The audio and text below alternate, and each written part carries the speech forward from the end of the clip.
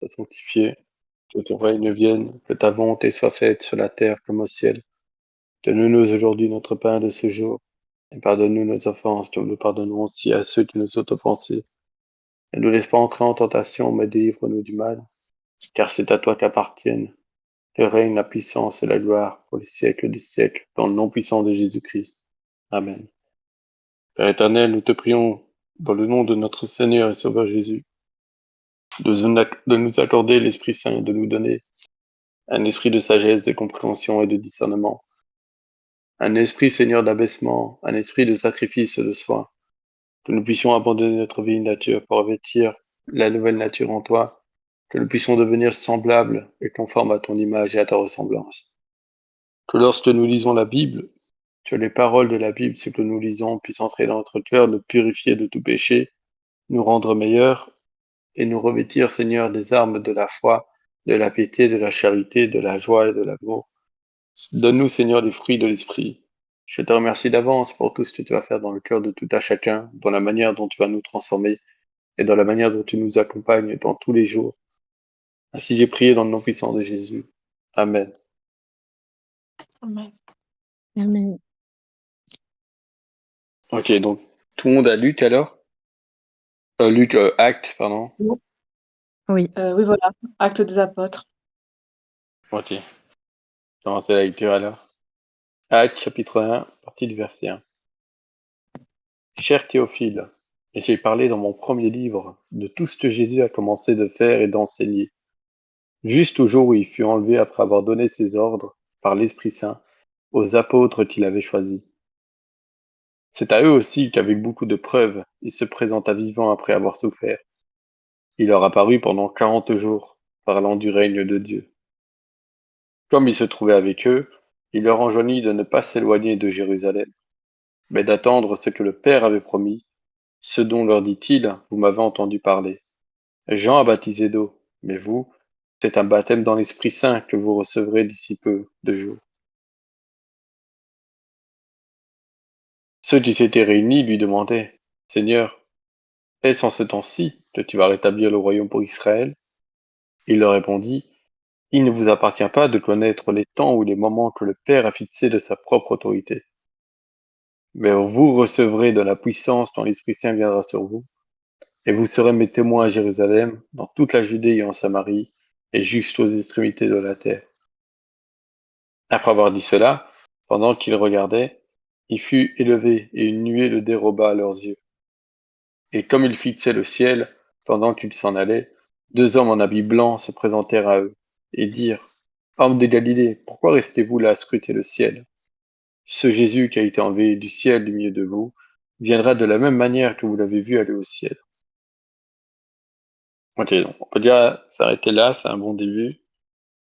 Donc, dans le premier paragraphe, on a un petit rappel de tout ce qu'on a pu voir un peu dans Luc, surtout dans les derniers chapitres, où justement Jésus, il va ouvrir la compréhension des apôtres, quand il va même enseigner aux deux disciples qui étaient sur le chemin d'Emmaüs, quand il va leur permettre de reconnaître qu'il était le Christ dans les Écritures. Donc tout ça, il va le faire par le moyen justement de l'Esprit Saint. On nous dit que ça avait beaucoup de preuves qu'il a prouvé sa résurrection. On le voit aussi dans les derniers chapitres de Luc, quand Jésus apparaît donc aux femmes qui viennent à son tombeau, puis il apparaît aux apôtres, il apparaît aussi aux disciples sur le chemin d'Emmaüs. Donc il prouve sa résurrection. Jésus donc va leur demander d'attendre à Jérusalem, jusqu'à ce qu'ils vont recevoir finalement la puissance en haut et l'Esprit Saint, le baptême de l'Esprit Saint donc. Ici, on a dans la suite une question très intéressante. Les apôtres vont lui reposer la question à nouveau. Quand est-ce que tu reviendras finalement? Donc, quand est-ce que tu vas rétablir le royaume pour Israël? C'est justement dans l'idée qu'il viendrait rétablir la paix en Israël, selon les prophéties de l'Ancien Testament, où il y aurait ni guerre, ni sang, ni épée, etc., où il y aurait plus d'hostilité dans le monde. Et là, Jésus, il va leur répondre qu'il ne vous appartient pas à vous de connaître les temps.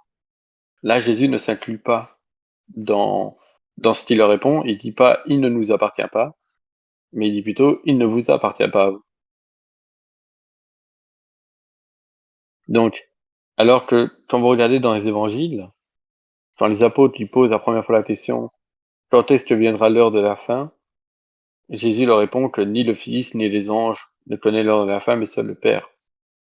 Et ici, la même question qui revient finalement. Là, Jésus ne s'inclut plus cette fois-ci, et là, il leur fait comprendre que à eux, il ne leur est pas donné de connaître ce moment que le Père a fixé de sa propre autorité. Alors, c'est logique, c'est parce que dans dans les évangiles, Jésus est dans l'incarnation, il est au travers de la forme du serviteur, donc il se conduit comme un serviteur.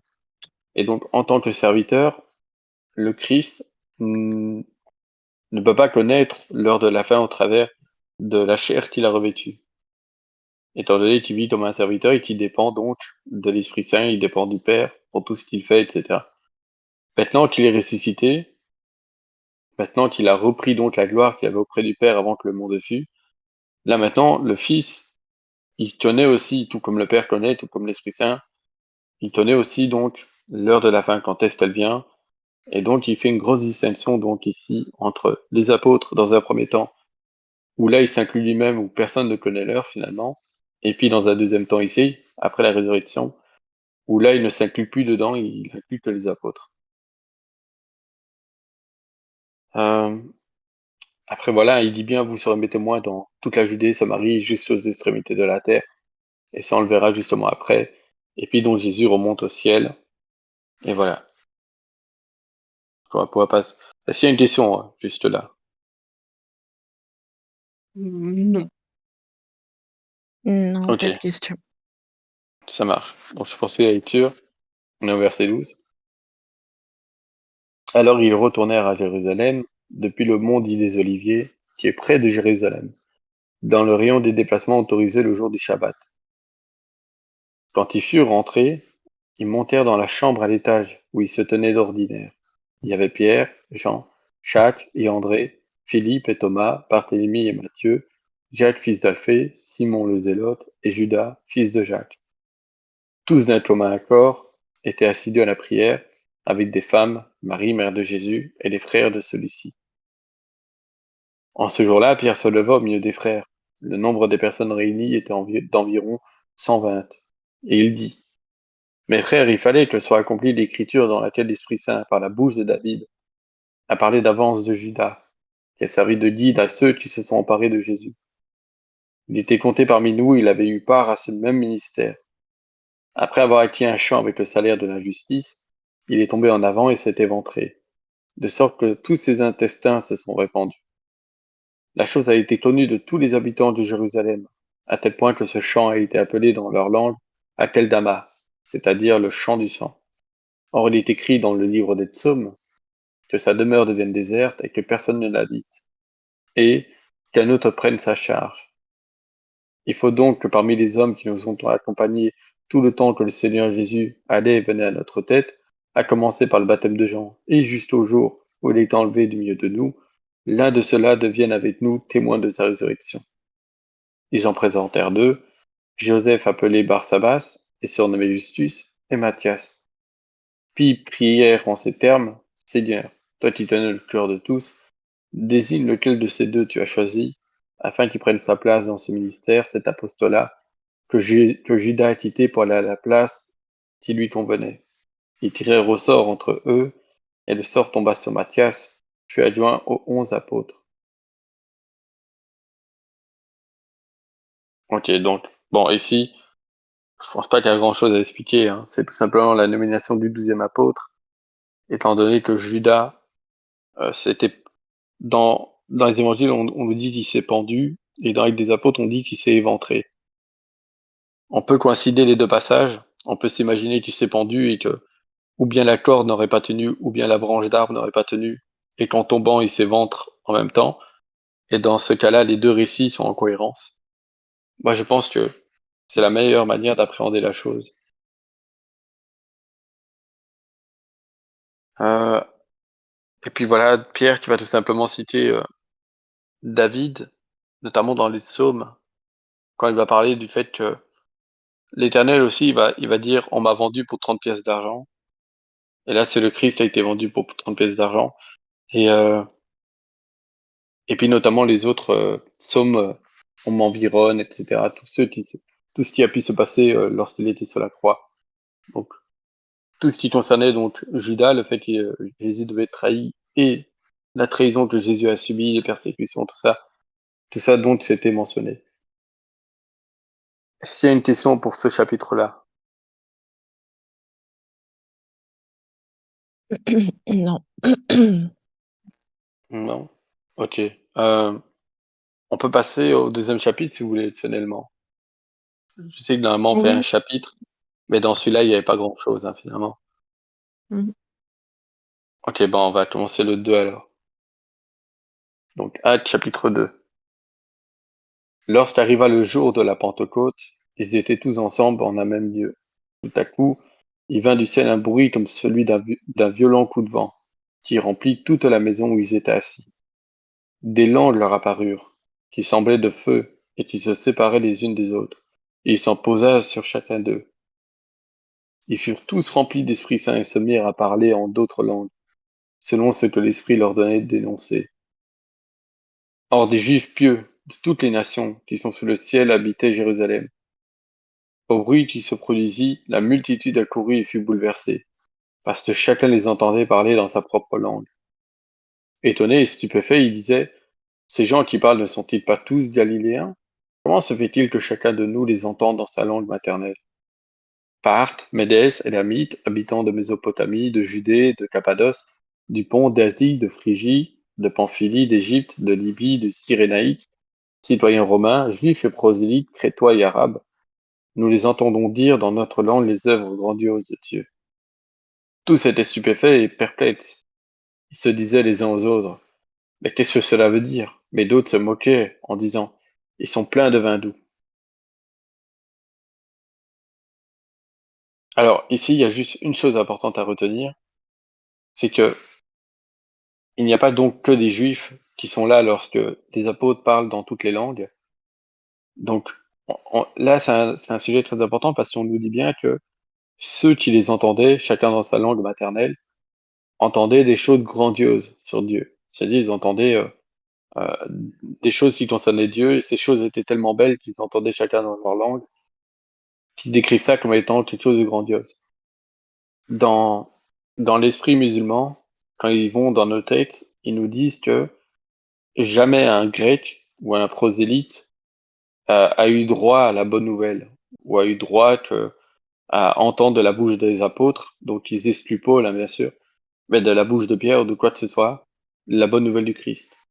Bah, dès le début, ici, dans l'Acte des Apôtres, bien avant que Pierre reçoive la révélation qu'il pouvait aller chez Corneille, ici, on a déjà des prosélytes. Des prosélytes, pour rappel, ce sont des païens qui croyaient au même Dieu que les Juifs, mais qui étaient donc pas en Israël. Ils étaient en Grèce, des choses comme ça. Donc il y avait des Grecs, par exemple, qui pouvaient croire au Dieu d'Israël, et on les appelait les prosélytes. Ils n'étaient pas issus d'une tribu, ils étaient grecs de naissance, ou romains de naissance, ou arabes de naissance, peu importe, mais ils croyaient donc au même Dieu que les Israélites. Ok. Ok. Alors verset 14. Alors Pierre, debout avec les 11, éleva la voix et énonça ce qui suit à leur adresse. Hommes de Judée et vous tous qui habitez Jérusalem, prêtez l'oreille à mes paroles et sachez-le. Ces gens ne sont pas ivres, comme vous le supposez, car ce n'est que la troisième heure du jour. Mais c'est ce qui a été dit par l'entremise du prophète Joël. Dans les derniers jours, dit Dieu, je répandrai de mon esprit sur tous. Vos fils et vos filles parleront en prophètes, vos jeunes gens auront des visions, et vos vieillards auront des rêves. Oui, sur mes esclaves, hommes et femmes, en ces jours-là, je répandrai de mon esprit, et ils parleront en prophètes. Je donnerai des prodiges en haut dans le ciel et des signes en bas sur la terre, du sang, du feu et une vapeur de fumée. Le soleil se changera en ténèbres et la lune en sang, avant que ne vienne le jour du Seigneur, ce jour grand et magnifique. Alors quiconque invoquera le nom du Seigneur sera sauvé. Hommes d'Israël, écoutez ces paroles. Jésus le Nazoréen, cet homme que Dieu a accrédité auprès de vous par les miracles, les prodiges et les signes qu'il a produits par son entremise au milieu de vous. Comme vous le savez vous-même, cet homme, livré selon les décisions arrêtées dans la préséance de Dieu, vous l'a supprimé en le faisant crucifier par des sans-lois. Dieu l'a relevé en le délivrant des douleurs de la mort, parce qu'il n'était pas possible qu'il soit retenu par elle. Car David a dit de lui, je voyais constamment le Seigneur devant moi, parce qu'il est à ma droite, afin que je ne sois pas ébranlé. Voilà pourquoi mon cœur est en fête et ma langue est transportée d'allégresse. Ma chair même reposera dans l'espérance, car tu ne m'abandonneras pas au séjour des morts, tu ne laisseras pas ton sein voir la décomposition. Tu m'as fait connaître les chemins de la vie, et tu me rempliras de bonheur par ta présence. Mes frères, qu'il me soit permis de vous dire ceci avec assurance au sujet du patriarche David. Il est mort, il a été enseveli, son tombeau est encore aujourd'hui parmi nous. Comme il était prophète et qu'il savait que Dieu lui avait juré par serment de faire asseoir un de ses descendants sur son trône, il a vu d'avance la résurrection du Christ et il en a parlé, en disant qu'il n'a pas été abandonné au séjour des morts et que sa chair n'a pas vu la décomposition. Ce Jésus, Dieu l'a relevé, nous en sommes tous témoins. Élevé par la droite de Dieu, il a reçu du Père l'Esprit Saint qui avait été promis, et il a répandu ce que vous voyez et entendez. Ce n'est pas David, en effet, qui est monté aux cieux, mais il dit lui-même, le Seigneur a dit à mon Seigneur, assieds-toi à ma droite, tu saches que je fasse de tes ennemis ton marchepied, que toute la maison d'Israël le sache donc bien. Dieu l'a fait Seigneur et Christ, ce Jésus que vous avez crucifié. Ok. Donc ici, une double prophétie. D'abord la prophétie dans Joël, que dans les derniers temps, Dieu soufflerait de son esprit sur tous ses serviteurs, et que les signes qui accompagneraient donc l'esprit qui irait sur eux, c'est les visions, les miracles, les paroles de prophètes, et notamment les signes dans le ciel. Les signes qui sont évoqués, la lune de sang, tout ça, c'est les signes qui vont arriver donc dans la fin des temps. Lorsque le Christ reviendra, c'est pour ça qu'il parle du grand jour du Seigneur. Christ l'avait bien dit, dans Luc, on l'a lu, qu'il y avait des choses qui devaient arriver avant son retour. Et donc, parmi les signes qu'il avait cités, c'était prophétisé donc dans Joël. Euh, Pierre va faire aussi une exégèse par rapport aux paroles de David. Il va dire que David ne pouvait pas parler de lui-même lorsqu'il dit que le Seigneur ne le laissera pas dans le séjour des morts et que son corps ne verra pas la décomposition, parce qu'encore actuellement, David est encore dans sa tombe. Il ne s'est pas relevé de la mort. Mais il va dire que tout comme David savait que Dieu lui avait promis que de sa descendance, quelqu'un s'assirait sur le trône, David, quand il va dire ces paroles, il ne disait donc pas de lui-même, mais il prophétisait donc pour la venue de celui qui devait régner à sa place, que c'est pour lui que c'était donc ces paroles. Et donc Pierre va donc utiliser donc ces paroles tirées de David pour faire une exégèse et pour dire, lui le Christ, nous l'avons ressuscité, le tombeau est vide. Et donc ces paroles ne peuvent pas s'accorder à David comme vous l'interprétez vous, mais elles s'interprètent pour le Christ, pour Jésus.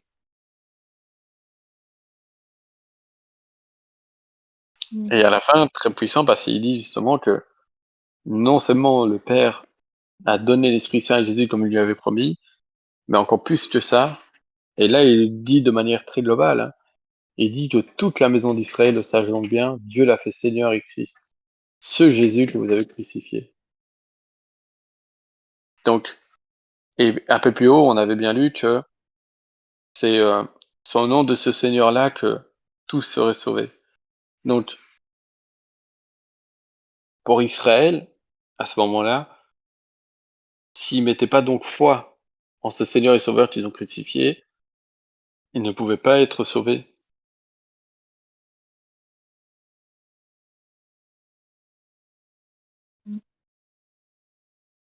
Je regarde un peu s'il y a autre chose à dire par rapport à tout ce qui a été lu. Non, je pense pas. Et, ah oui, et il cite encore le psaume 110. Le Seigneur a dit à mon Seigneur, pardon, assieds-toi à ma droite jusqu'à ce que j'ai fait de tes ennemis ton marchepied. On l'a vu que Jésus le cite, ce psaume-là, justement devant Caïphe, dans le Sanhédrin, quand il dit, vous verrez le Fils de l'homme assis à la droite de la puissance. Donc, Jésus le cite, et il se l'approprie, et ici David le confirme, Pierre prend les paroles de David pour les mettre au Christ.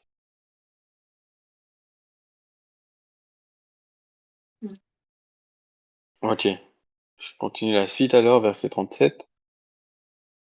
Après avoir entendu cela, ils eurent le cœur transpercé, et ils dirent à Pierre et aux autres apôtres, Frères, que devons-nous faire? Pierre leur dit, Changez radicalement, que chacun de vous reçoive le baptême au nom de Jésus-Christ pour le pardon de ses péchés, et vous recevrez le don de l'Esprit Saint. Car la promesse est pour vous, pour vos enfants et pour tous ceux qui sont loin, en aussi grand nombre que le Seigneur notre Dieu les appellera. Et par beaucoup d'autres paroles, il rendait témoignage et les encourageait en disant, Sauvez-vous de cette génération perverse. Ceux qui accueillirent sa parole reçurent le baptême. En ce jour-là, environ 3000 personnes furent ajoutées. Ils étaient assidus à l'enseignement des apôtres, à la communion fraternelle, au partage du pain et aux prières. La crainte s'emparait de chacun et beaucoup de prodiges et de signes se produisaient par l'entremise des apôtres. Tous les croyants étaient ensemble et avaient tout en commun. Ils vendaient leurs biens et leurs possessions, et ils en partageaient le produit entre tous selon les besoins de chacun. Chaque jour, ils étaient assidus au temple d'un commun accord, ils rompaient le pain dans les maisons, et ils prenaient leur nourriture avec allégresse et simplicité de cœur. Ils louaient Dieu, il y avait la faveur de tout le peuple, et le Seigneur ajoutait chaque jour à la communauté ceux qu'il sauvait.